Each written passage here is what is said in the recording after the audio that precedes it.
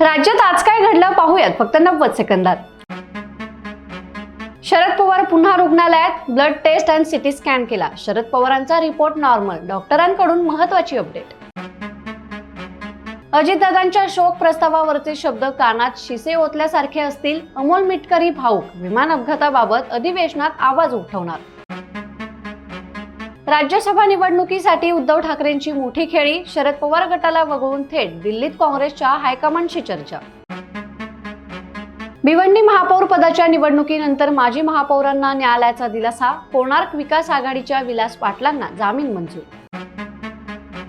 सत्ताधाऱ्यांच्या चहापानावर विरोधकांचा बहिष्कार, मवियाच्या बैठकीला शरद पवारांच्या नेत्यांची गैरहजेरी। भास्कर जाधव यांनी सांगितले कारण, म्हणाले काही घरगुती कारणास्तव आणि कम्युनिकेशन गॅपमुळे थोडा उशीर झाला, मात्र आम्ही सर्व एकत्रच आहोत।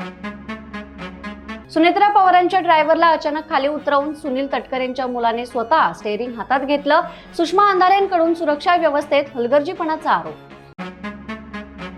उपमुख्यमंत्री एकनाथ शिंदे दरेगावात रमले, शेतात झाडांची लागवड। विरोधकांच्या टीकेलाही प्रत्युत्तर, म्हणाले विरोधकांना टीका करण्याशिवाय काहीच काम नाही, मी कधीच त्यांच्याकडे लक्ष देत नाही। अकोल्यात हनुमान मूर्ती प्रतिष्ठापनेत कळसावरून नोटांची उधळण, भाविकांची झुंबड। आणि अशाच ताज्या घडामोडींसाठी बखर लाईव्हला सबस्क्राईब जरूर करा।